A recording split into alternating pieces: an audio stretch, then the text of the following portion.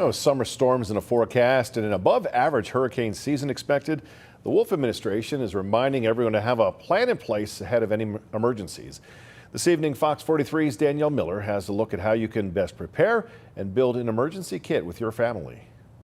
And really, that's part of preparedness that we talk about is knowing your hazards, know what's around you, be prepared for those. From thunderstorms and tropical storms to lightning and flooding, summertime can bring multiple hazards to Pennsylvania.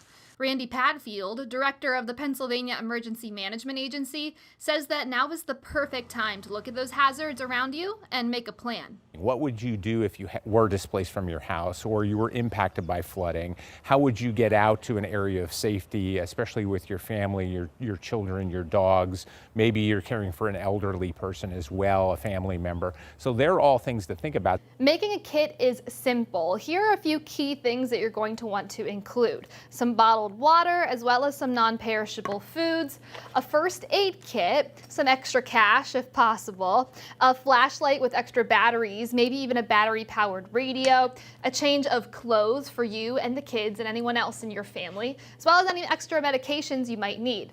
Now, all of this can be stored in a suitcase or a plastic container ready to go.